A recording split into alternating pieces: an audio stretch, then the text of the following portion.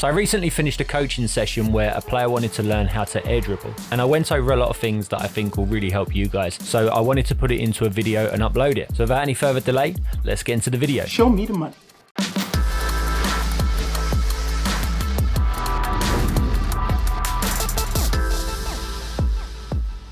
One of the first questions that players ask me is, should you be using Airroll left or right? Now I can only go from my experience, and I use normal Airroll, Airroll left and Airroll right. I actually use all three. So with that being said, I will obviously recommend that you have one of the fixed Airroll buttons assigned to your controller. Now am I detecting a bit of an accent? English, right? Hello, governor.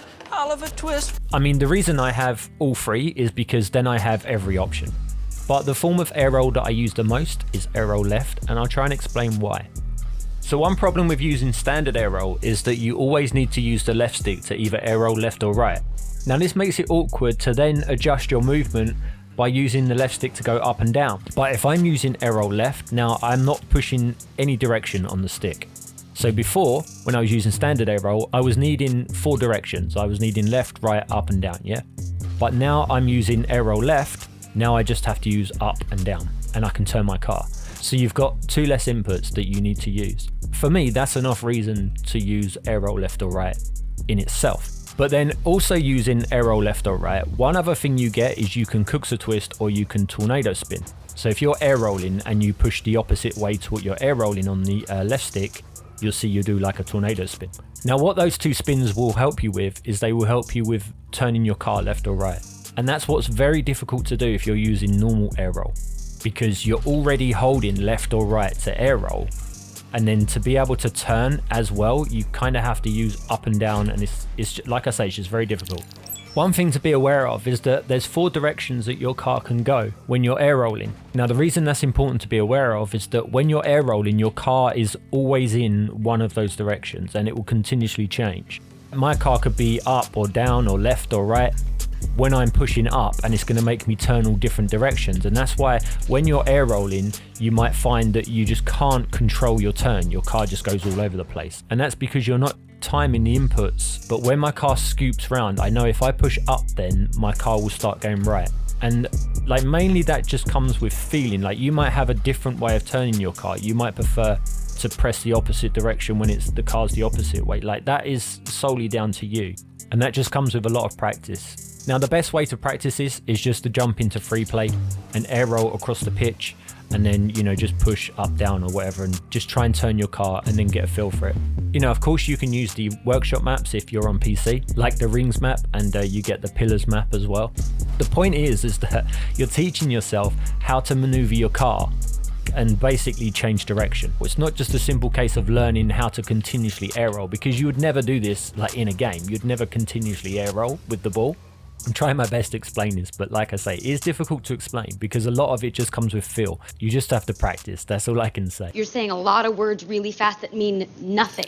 So that moves us on to this training pack. I've not actually designed this for YouTube. I actually made this training pack for myself, and I use it all the time. One of the biggest mistakes I see players do when trying to air dribble is they try to be too flash. They will overuse air roll when it really isn't necessary. The secret to the perfect air dribble is a successful one, i.e. one that results in a goal. So mechanics in this game are there to up your success rate. So unless you're freestyling, the objection of your play is to create a goal the simplest way possible. So can you guess what the one thing you should be always looking at in any outplay, whether it be on the ground, in the air?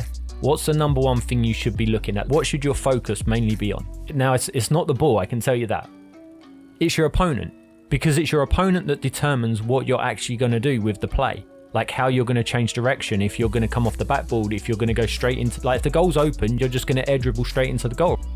Whereas if the goal's not open, there's a defender there, maybe there's a defender jumping up and challenging you. You might have to go over that defender, you might have to fake that defender. Like there's so many things that you can do to try and beat that defender. But the thing is, it's them that makes you decide that, right? So that's the number one thing you want to look at.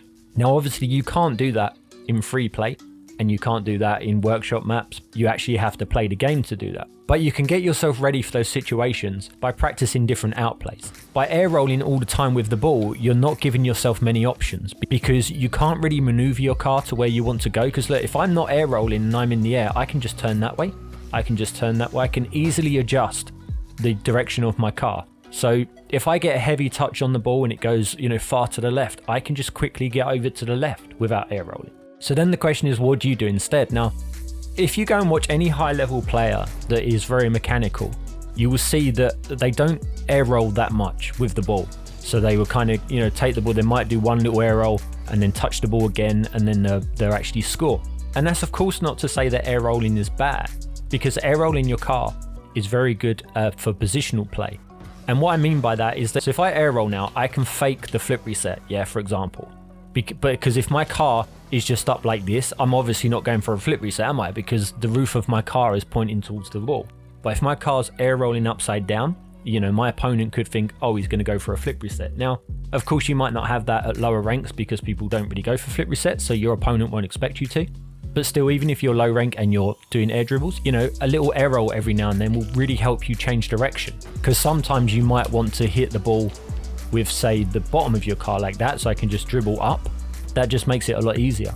So you definitely want to incorporate air roll into your air dribbles. You want to be able to air roll and not air roll. But the thing you want to teach yourself is not just to do one thing. You always want to be like, I can air dribble with air roll and I can air dribble without air roll. And then once you get to that stage, you will find that your air dribbles will be a lot more consistent. Now, the good thing about this first shot in the training package, you can try many things. You can go for a slow, close air dribble like that. Because the ball's close to your car, you can air dribble it over them, or you can maybe take a 50 into the net. Now, that's not to say every time you're going to want to be close to the ball. Now, if somebody was to challenge you by going into the air, then you might not want to keep the ball close to your car, and you might want to get a hard hit onto the backboard. And then if you're able to pull off flip resets, then, if the goalkeeper just waits in net, you can get a flip reset over them. And then alternatively, you can even fake the flip reset. So that's why you want to be able to air roll as well as not air roll.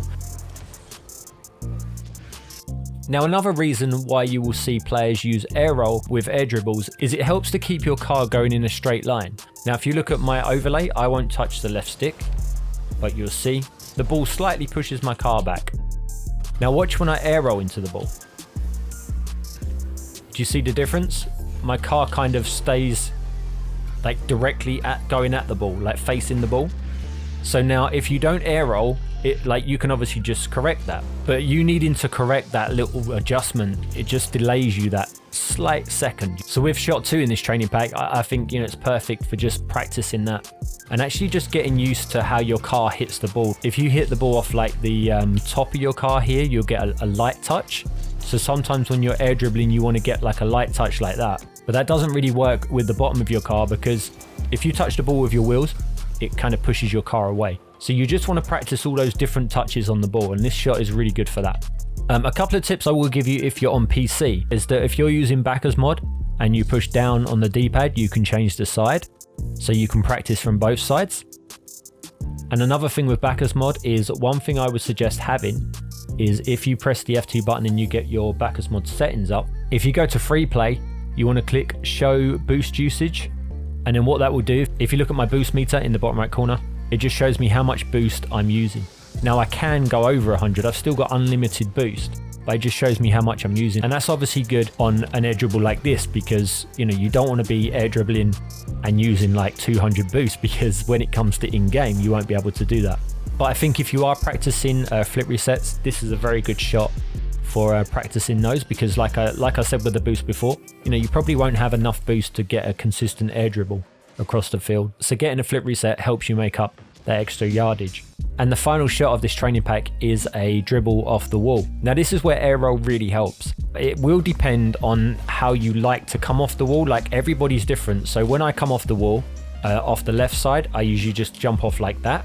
So I come off and air roll to the left. If I'm coming off the right wall, I will just straighten my car up like that. So if I come off the wall like this, I will just go like that sometimes. And then sometimes I'll go like that. So you want to practice coming off the wall with left air roll and right air roll, because you'll find that you'll be stronger on one side than the other side, like I am. I'm a lot stronger on the left wall than I am on the right wall, which isn't a good thing. You really want to balance it. Like, if you already can air roll and you're quite good at it, but you find that you're stronger on one of the walls, then just practice the other side as much as you can.